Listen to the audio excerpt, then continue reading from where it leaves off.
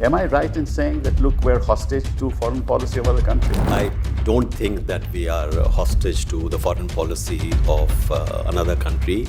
That can only be by choice, not by compulsion. If you are representing a state, then you cannot deal on the basis of irrational impulses of a leader on the other side. Since 2010, since 2012, when the act was passed, under pressure from the BJP, Yes. that called it a sellout. Correct. Since then, no actual contracts were completed. In 2015, Obama came to India. Obama and Prime Minister Modi stood together, said nuclear deal is done. It was never done. We are tailor-making our nuclear energy policy prescription to what the Americans want. Is that these were supposed to be part of the sweeteners for India as it was entering the larger tariff kind of issue. Sure. And to keep President Donald Trump in a, shall we say, affable frame of mind, Quote-unquote hack. I think they are now, fairly severe, fairly obvious. But I also think that we are guilty of scoring self-goals. India has suffered, we don't like to say it, but in the last 1 year, through these unilateral acts of Mr. Trump, India has suffered economically. So we are hostage then. We are agreeing to all this. I mean, when I started off by saying, what choices do we have? Domestic factors always influence foreign policy. But foreign policy should not become an instrument of domestic. Exactly. There is a distinction. Namaskar. In this episode of Dil Se, we'll talk about India's foreign policy. Now, I've always felt that unless a country has economic clout, it will be hostage to pressures from other countries. And we're going to examine whether India has that clout, and are we at all hostage in our foreign policy to decision-making that is done abroad. And I give you a small example, which worries me. We have what is called the Shanti Bill, which deals with nuclear energy. And that Shanti Bill was introduced in the Lok Sabha on December 17th. And it was passed in the Rajya Sabha on December the 18th. And then on December the 19th, we had Trump passing a Nuclear Authorization Act. That is on the very next day, in terms of which he decided that he'll be dealing, and there are provisions in the act in relation to India. Now, it's surprising that Lok Sabha passes it on 17 December, Rajya Sabha passes it on 18 December, and we have an act, of US Act, which deals with the nuclear energy, nuclear collaboration with India. And for the first time, private players have been allowed. Does that suggest that, one, there was a deal and Trump wanted India to open up the nuclear sector so that he could ensure that there is private participation and that the liability of private players, that is the suppliers of nuclear equipment and materials, is also removed, which was part of the earlier law. And so the earlier laws were repealed, that is the 2002 Act was repealed, and also the Liability Act was repealed, which was passed in India by Parliament. This worries me, and this is just one aspect of what's happening. And the other day, Trump again made a statement that if India continues to buy oil from the Russians, maybe I will increase the levies, the tariffs that have been imposed by him. This worries me a lot. In the meantime, we're highly dependent on the Chinese for our economy. In fact, our trade deficit will go up to $110 billion this time. This also is extremely worrisome. I remember way back when Mrs. Gandhi was in power and the nuclear test took place on 18th of May 1974, I think. And it was called the Smiling Buddha, if I remember correctly. And then, of course, in 1998, Vajpayee also had the nuclear test. He called it Shakti. And then, of course, Dr. Manmohan Singh, our Prime Minister, did a great job in we not having been part of the Nuclear Proliferation Treaty. Yet, we were inducted. And we had a civil nuclear agreement in 2005, and then we had in 2008 the consequential agreement, the safeguards agreement. We tried to get a nuclear bill passed later, and the BJP opposed the liability clause, so we increased the liability to a maximum of 1,500 crores, that is. And then now, that means there has been a hiatus in all this for so many years, and suddenly 17th, 18th, and 19th of December worries me a great deal.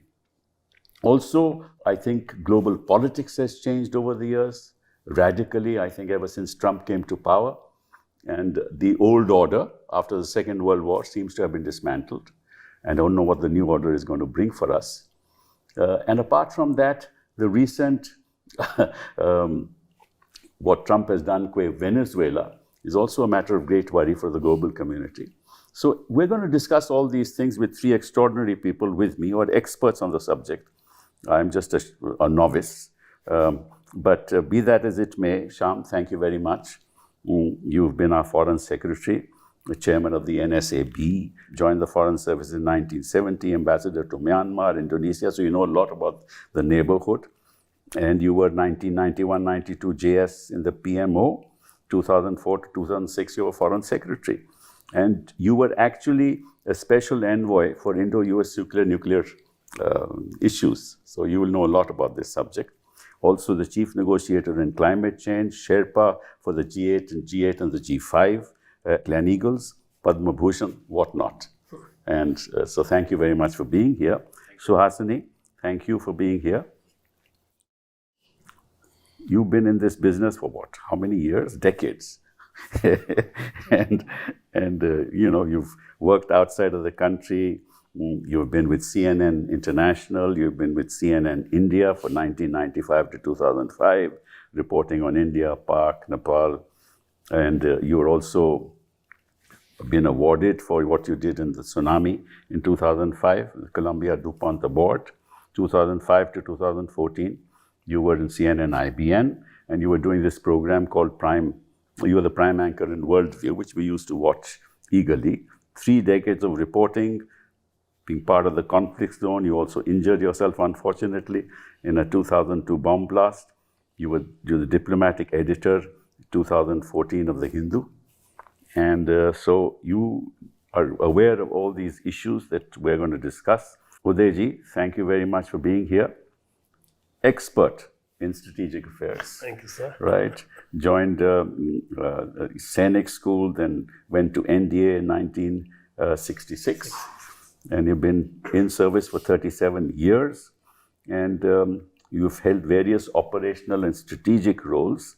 And you've earned the Vishist Seva Medal for distinguished service. And post-retirement, you were into all kinds of things. You've been the head of the IDSA, and you've been in IDSA for several years, I believe.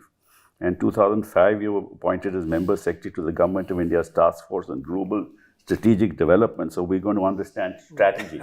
And you've written a lot of papers. So thank you very much. Shyam, am I right in saying that, look, we're hostage to foreign policy of other countries? Not completely. Not completely. No, I don't think that we are hostage to the foreign policy of another country. That can only be by choice, not by compulsion. Okay. So I think I have said this before, and I will repeat this, that I consider, for example, President Trump to be a bully. Okay. And my sense is that... Are we being bullied? I think we have so far quietly still resisted. Okay. But who knows what is going to happen in the future, because he doesn't seem to be backing down. For example, with regard to the Indo-US trade deal, my understanding is that most of the terms and conditions have been agreed, perhaps were agreed twice over. Right. And yet, when this goes up to him, for whatever reason, he seems to say no. That's exactly. So I don't think there is any kind of rationality behind the decisions that are being taken. And therefore, if you are representing a state, then you cannot deal on the basis of irrational impulses of a leader on the other side. So the only way to deal with this is really to look after your own interests, to prevent being pressurize. Unfortunately, many others have succumbed to that. And what has been the record? If you look at those who have succumbed, are they any better off? They are not. I mean, look at the European Union, for example. Right. Despite the fact that they have actually accepted a very asymmetrical kind of a trade deal, it is still the case that they are getting bullied, for example, on the digital trade. Right. So my sense is that so far, I think quietly we have managed to, still You think we've stood our ground? And rightly so. Okay. Because I do not think that making further concessions is going to serve our interests. But are we in a difficult situation? We are in a very difficult situation. I believe that perhaps this may be one of those periods where we are perhaps more vulnerable than we have been perhaps in the past. So 17th, 18th, 19th December doesn't worry you, those dates? That just seems to me that, why would this happen? So, as far as the nuclear issue is concerned, yes. I'm talking about that. I may have to just explain to you the background. Yes. This particular bill, the Shanti bill, has actually joined together, and perhaps that was not the right thing to do, three different things altogether. Yes. Okay.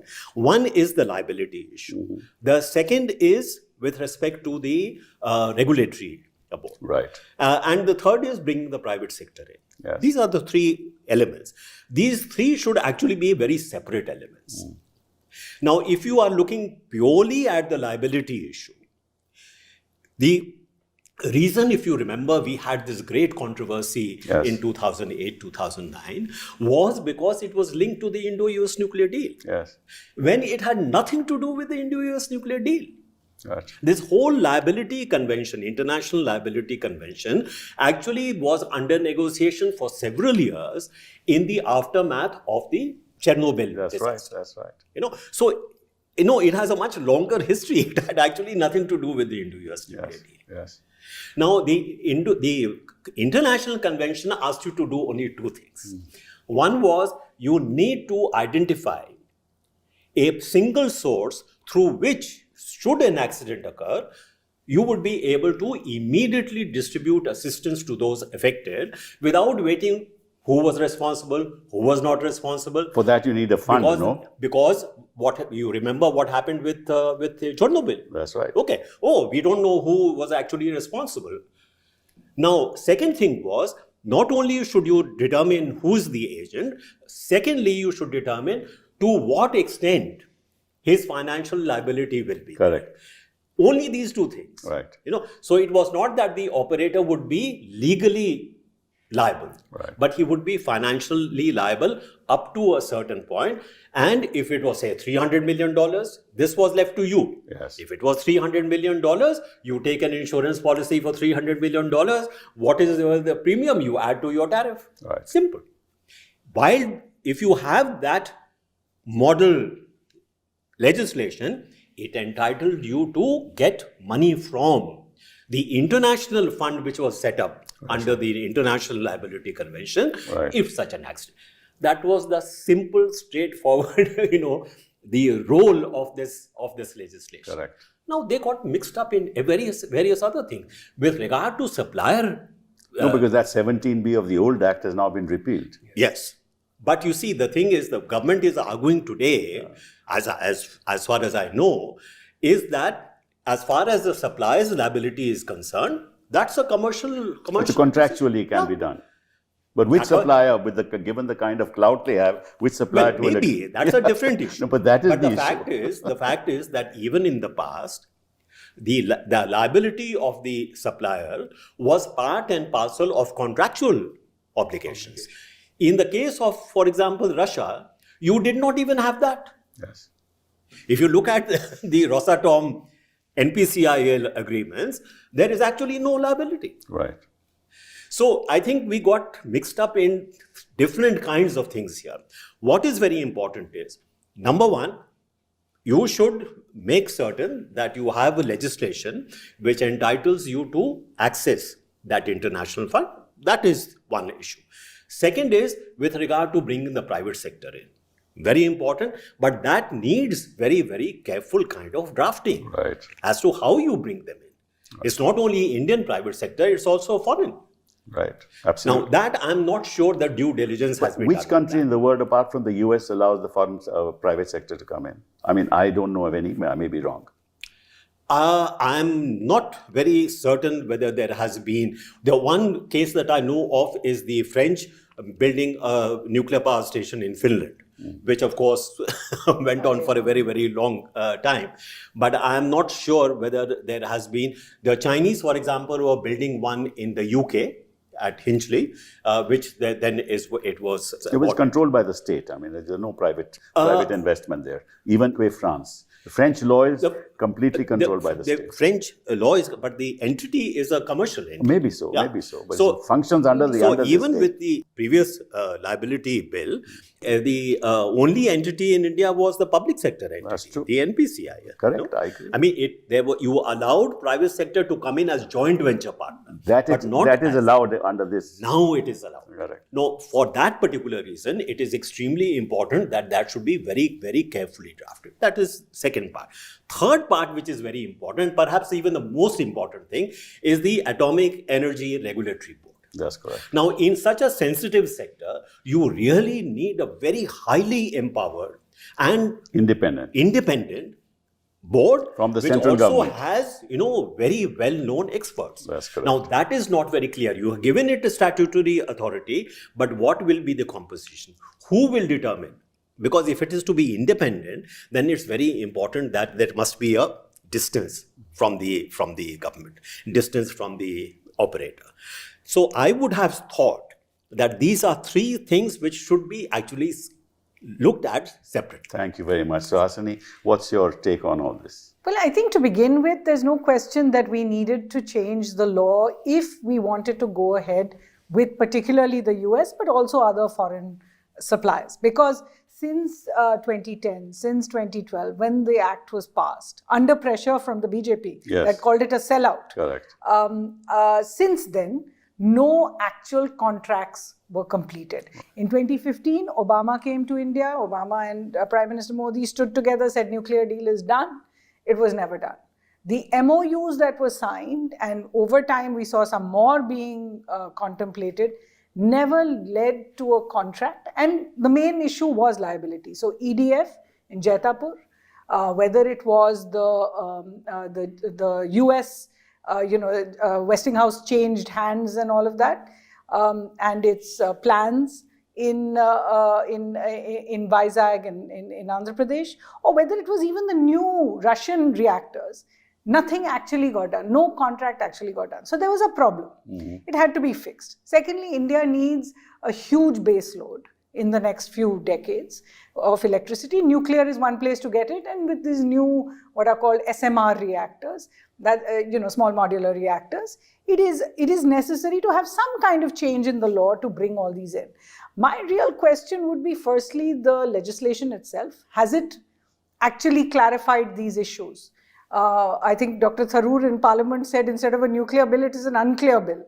But the truth is that by leaving it to a contract, you are leaving it quite unclear what the government expects every supplier or producer to do.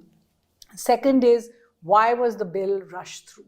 Where was the need to bring a bill on such a sensitive matter, which is so, no reference to a joint parliamentary committee or a standing committee. It's not my expertise, but we have covered it for 20 years. Yes. Even so, it takes a good full day and a half to read what is in there.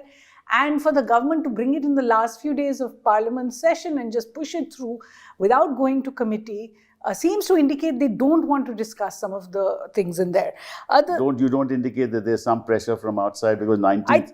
Yes, I think that 19th December. But that was there even earlier. If you remember, the first announcement that the Nuclear Act was going to be changed came in the budget speech in February, just a week before Prime Minister Modi was going to Washington. And in that speech, Finance Minister Nirmala Sitharaman first announced, we will be making changes. It had no financial implication at that time, but she made the announcement. So that when Prime Minister Modi went to Washington, it was in the joint statement. that now that and Mr. Trump has on 2 occasions said, I'm very happy that India is changing its law. So there's no question that this was part of the discussions.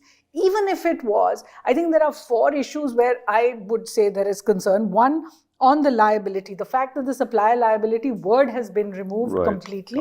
What is it being replaced by? The second... They say contract. You can still have supplier liability through a contract. But it doesn't say exactly... it doesn't say what is the oversight of that contract. Who's going to watch each of these contracts? They say 2 private parties will negotiate. Exactly.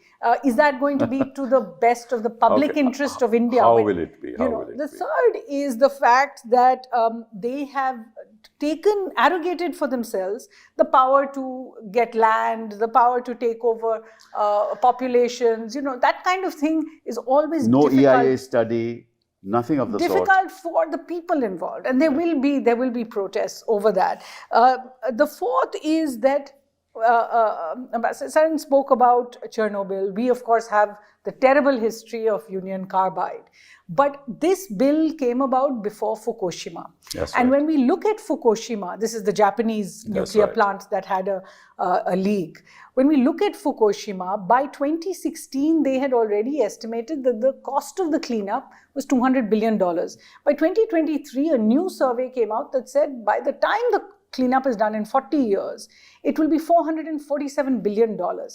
In that scenario, to look at saying that we are capping at $300 million makes no sense at all, because the numbers that are required are far larger. And I think the fourth problem I would have is to take away all civil right of recourse. You cannot go to a court, period. You can only go to There's an appeal provision. It's only for the specially set up commission.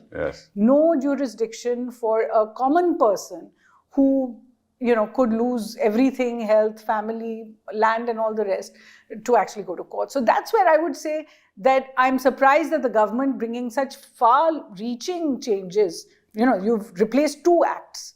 After all, the 1962 as well as the 2010.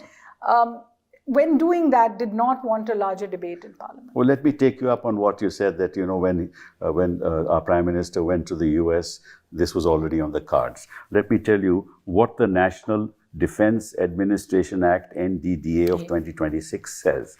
It has a special provision, page 1912, mandates a joint US-India consultative mechanism under the Strategic Security Dialogue to assess the 2008 Civil Nuclear Agreement and, quote, discuss opportunities for India to align domestic nuclear liability rules with international norms, close quote. The US welcomed the reform, signaled revived cooperation, while critics argue it socialized risks for taxpayers while easing entry for vendors. Now, it seems to me that we aligned ourselves with the US saying this is what we're going to do, and immediately thereafter, and this was already agreed upon, the US passed this law on the 19th of December. This is what is indicated, right? So we are tailor-making our nuclear energy policy prescription to what the Americans want, which is why I pose the question, are we being held hostage to this?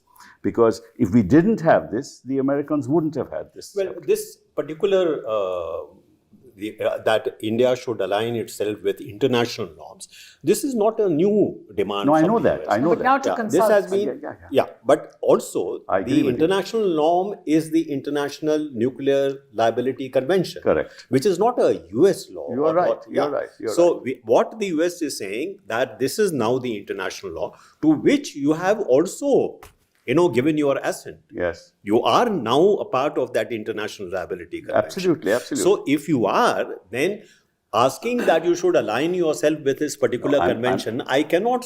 No. We cannot criticize. I'm only saying... I'm the link between the US and this. I mean, it's not that the US is demanding that you should do something that the US... No, what I was saying was the provision for private players, the provision for removing 17B, these are all must have been discussed. I mean, I can't imagine. No, that I agree. What I'm saying is, that is why I said that as far as that particular aspect is concerned, the participation of private players, the participation of foreign players, rather than getting mixed up in this omnibus kind of a legislation, should actually have been a separate kind of legislation. That is correct. That is my sense. You're absolutely right. But the Americans are happy with that, which is why they would be happy. Yeah, this is the point. Of course. The door has been opened. Tell me, Uday. But sir, to reel back to where you started, is Indian foreign policy hostage? You cited this particular example of 17th, 18th, 19th. The fact that the bill was rushed, Suhasini said that it was a hasty kind of act that they did. I think that's empirical. And 19th is also empirical. So my inference is that if you go back to the genesis, going back to Dr. Manmohan Singh, 2008, and subsequently when we had President Obama, his coming and Mr. Modi going there, I know from track 2 discussions, which I had participated in, or at least I was, a note taker in some of them, the Americans were very keen that India should come on board with various clauses that they had wanted, including the fact that the private sector should be brought in, liability should be at a certain level, and make it easy. Let me put it that way in a simple kind of way to understand, that apart from all the technical aspects, that American private players should be allowed an entry. And I think the sequence of 17th, 18th, 19th has allowed that, has enabled that. Now, as an outsider, if you ask me to sort of dot the I's and cross the T's, I would say that there definitely was some consultation between Delhi and Washington, of course, to enable this. Yes. And again, my reading, and I don't have a smoking gun, is that these were supposed to be part of the sweeteners for India as it was entering the larger tariff kind of issue. Sure. And to keep President Donald Trump in a, shall we say, affable frame of mind. Quote unquote happy. It's a low-hanging Because fruit. as you were saying earlier, since he's assumed office, the world has turned topsy-trumpy. And how do we make the Trumpy part a little more affable? So that's the first observation. I think there is a link between 17, 18, 19 is my reading. But the larger issue of India's foreign policy, the constraints under which it is operating, I think they are now, fairly severe, fairly obvious. But I also think that we are guilty of scoring self-goals. And the most recent example which comes to mind of Indian foreign policy being held hostage is with Bangladesh over cricket. I personally, and this is my personal view, I know it's not part of Shanti, but it falls into the template of India's foreign policy now being not only constrained, but perhaps even being dictated by elements which are not necessarily within the framework of governance or the traditional kind of, shall we say, foreign policy formulation. So it frankly stumps me, to use a cricket term, as to why a Bangladeshi player should become the cause for India's foreign policy to take the kind of orientation that it has done.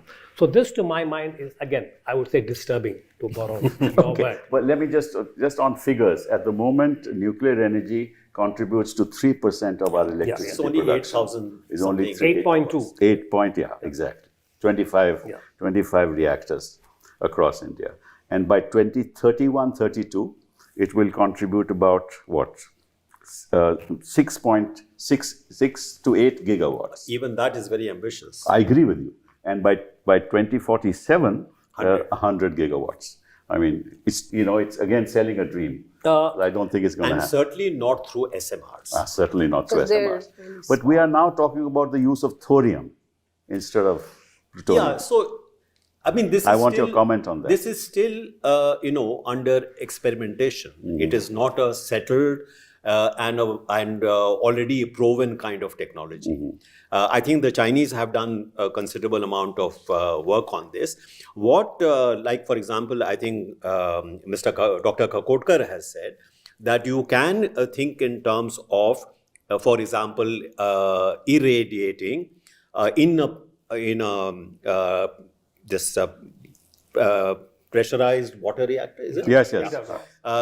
Irradiating thorium in that reactor to produce something like a different kind of a fuel, Yes. which will then give you the kind of energy That's right, that you want. And the attractiveness of this is that you have large thorium reserves, but you have very little uranium. Right.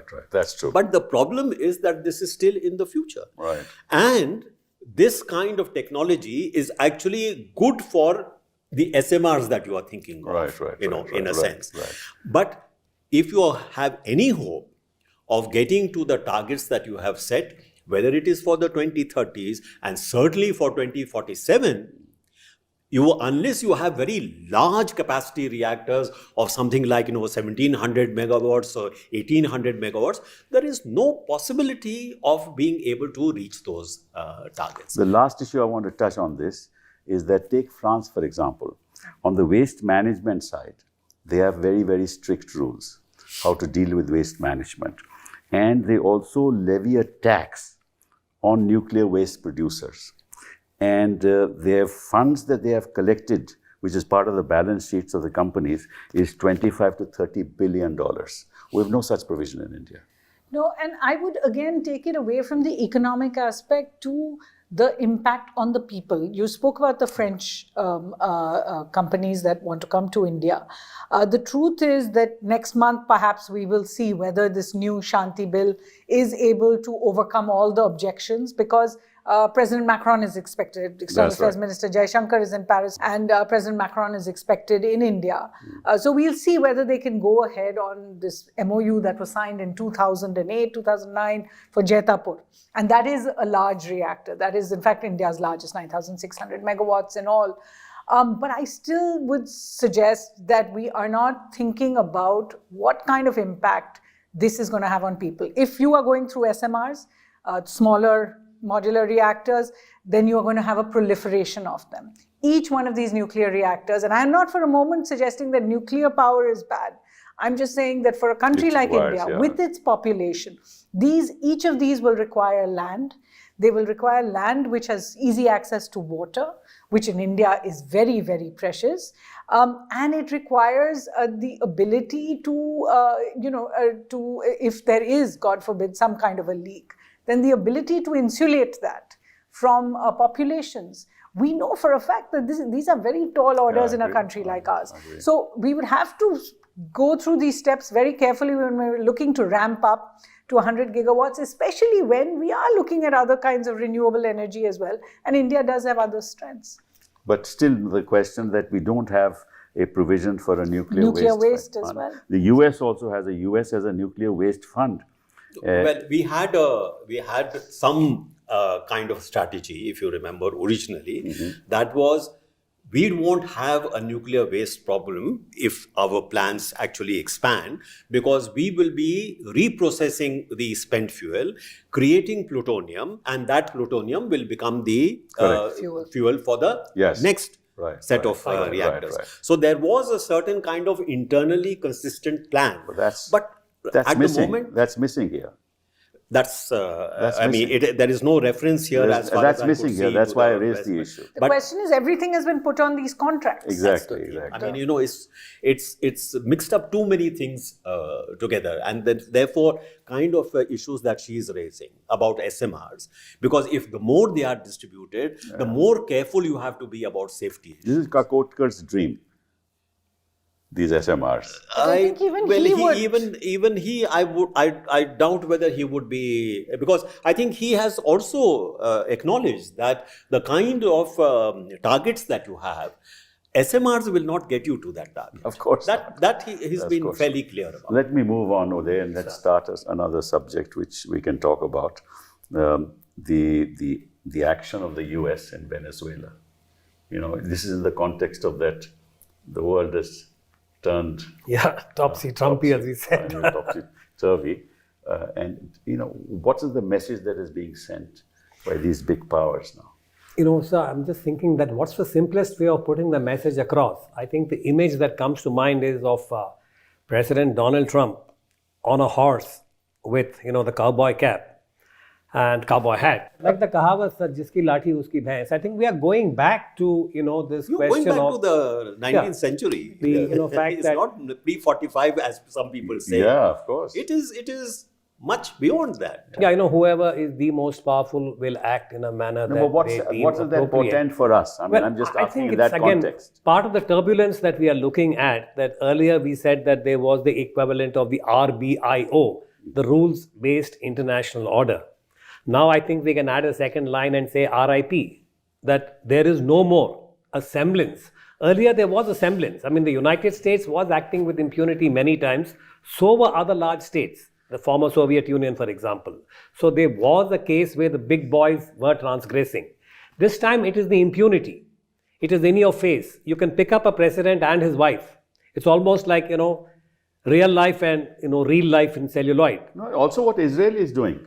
What All Israel over. has done. I mean, you can see all this happening all over the world, and nobody is standing up. And the Europeans, of course, have said that no, we should be careful, we should negotiate, we should that kind of stuff. Other than China, Russia, and Brazil, and South Africa, they have reacted very strongly. Sir, in theory we used to learn about Locke and Hobbes. I think now we are moving into the Hobbesian world. But I think the larger question for India is India has always been a beneficiary of the multilateral world order, of the rules-based Rules-based. international order, because we've been able to punch above our weight. And what we are seeing now is a kind of almost tribalistic return to this idea of the sphere of influences, that everyone can do what they like in their sphere, in which case, is India part of somebody else's sphere? If we are relegated to, say, the Chinese sphere of influence, where does that lead us? So that's one real worry for us. I think the second is the idea that the economics of it all are just being thrown out of the window. India has suffered, we don't like to say it, but in the last 1 year, through these unilateral acts of Mr. Trump, India has suffered economically. What is Mr. Trump doing in Venezuela? He wants access to the oil, possibly the gold, the coal, the iron ore as well. What is he upset about with India when it comes to buying Russian oil? That India was able to make some money out of the discounts, but that the US has not. And so they now were fueling the war and helping Russia. This is what he was saying. I would say that he's more upset about the profits not being booked to him than he is about the actual war. So we are hostage then. We are agreeing to all this. I mean, when I started off by saying, what choices do we have? Because if he increases tariffs, look at the 20-30% of our exports are being, 40% are being affected by all this. I think on one of your shows earlier, I'd said that very crudely put, we have three options. We can either give in, or we can put up, or we can hit back. Now, nobody suggests that hitting back is a good idea against a much larger power. Nobody is suggesting that putting up also or giving in are great ideas. Right. I think the only answer is try and do what Indians do best, play for time. With this India-US free trade agreement, for example, if we are able to bear the costs for a little longer, we may actually see, as Mr. Trump goes towards his midterms, that he doesn't have quite the same amount of clout in his own country, that his own interest may turn elsewhere. If the war in Ukraine comes to some kind of a pause, for example, you may see that some of the surcharges on Russia are taken away. My own sense would be that no, as you're quite right, that we may not have those tools to fight back right now.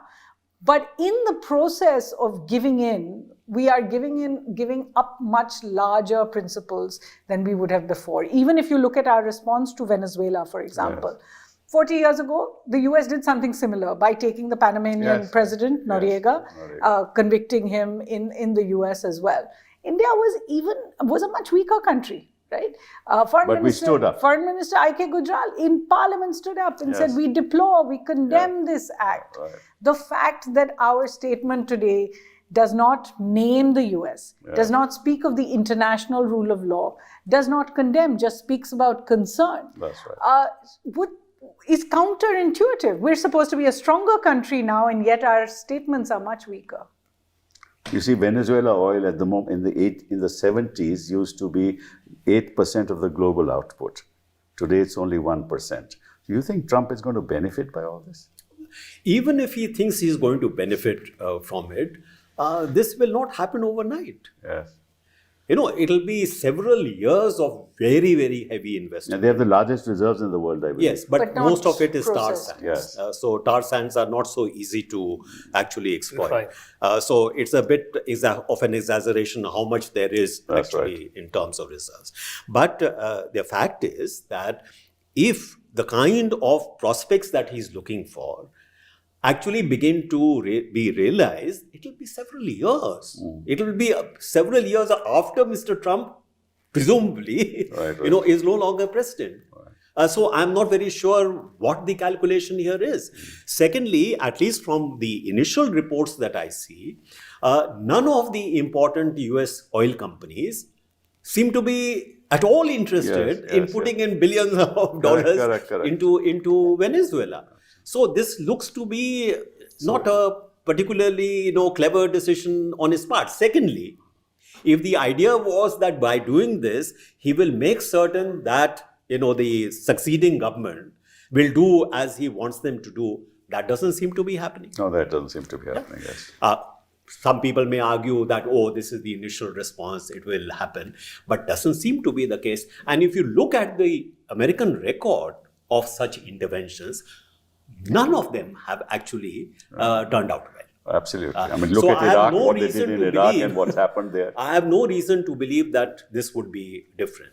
Now, with regard to Indian position, I certainly feel that, on issue like this, India should Yes, should speak up. Yeah. The point to be made here is that when you are looking at constraints, I think he made an important point about Bangladesh, because the reason why it seems a disconnect is because the External Affairs Minister went to the funeral of Yes. Khalida Zia.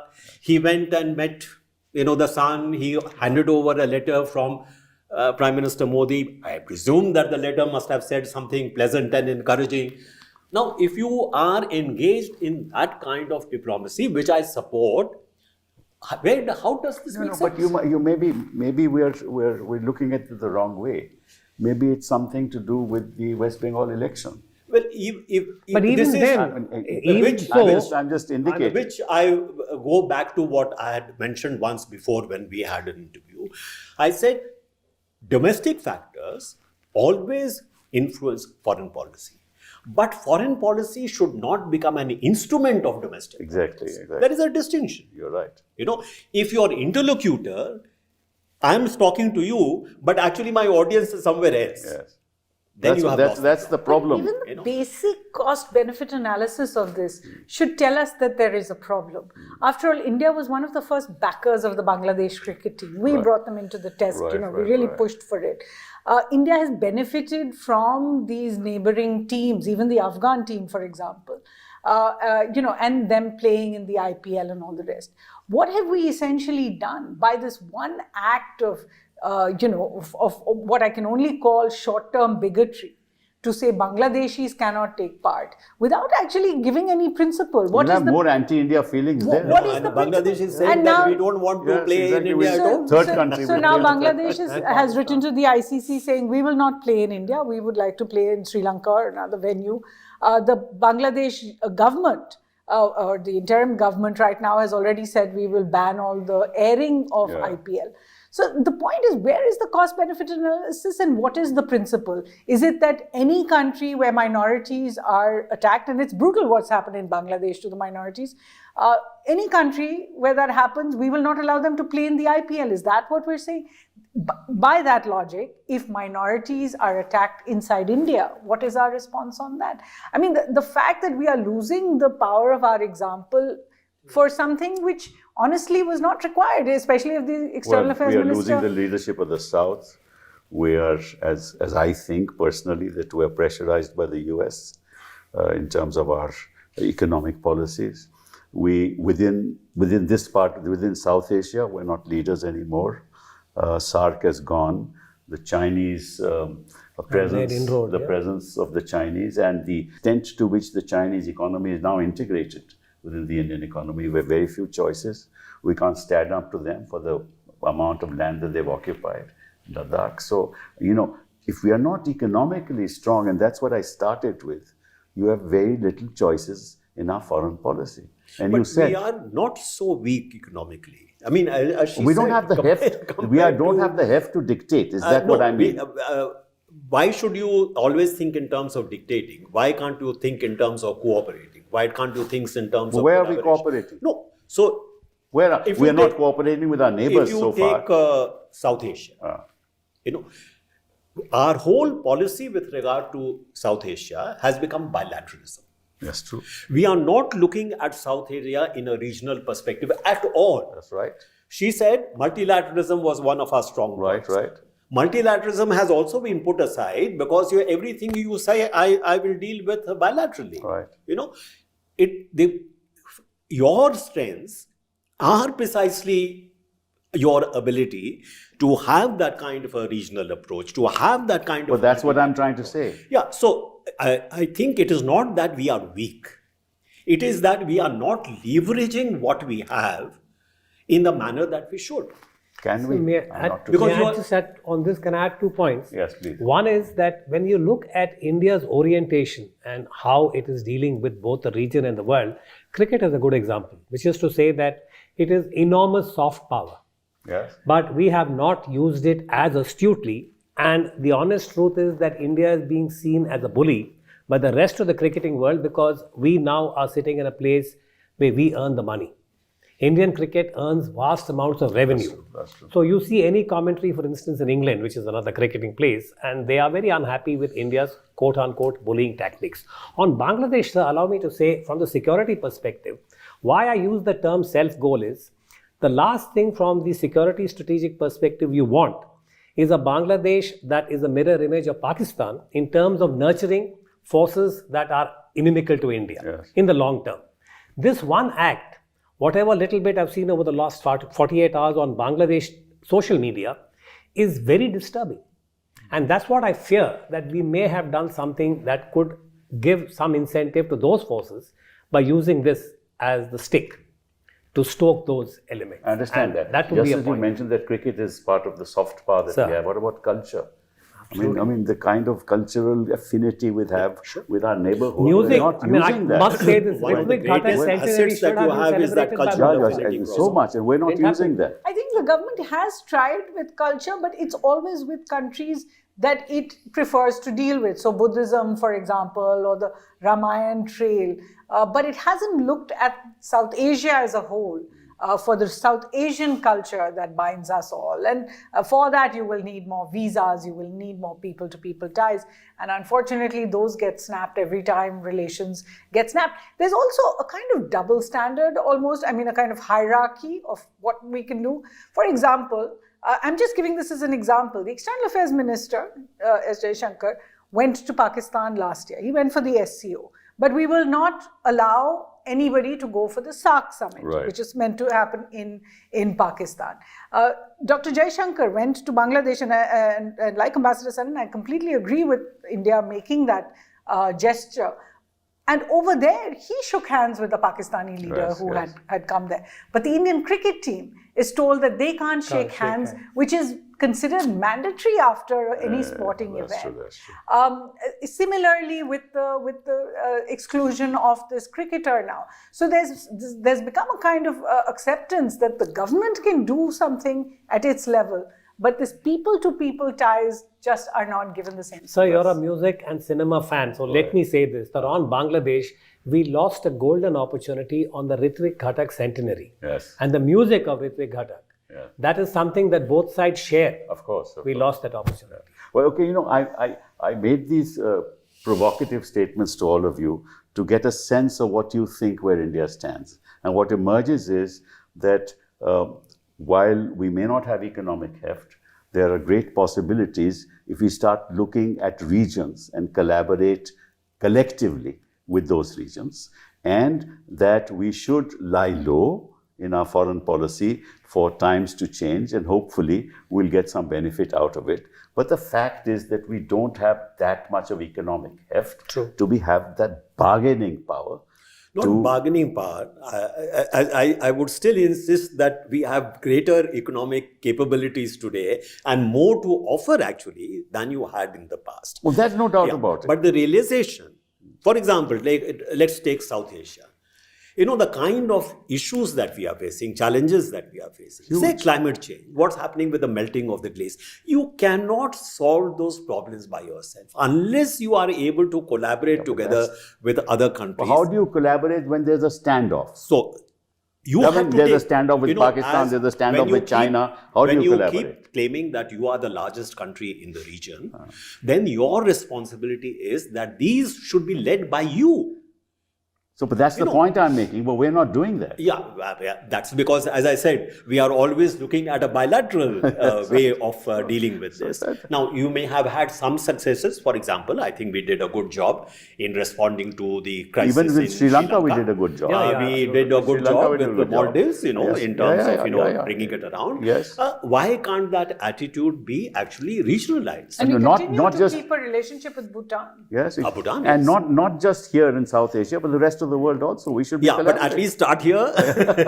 Well, thank you very much. This has been a wonderful discussion. Thank you. Thank you.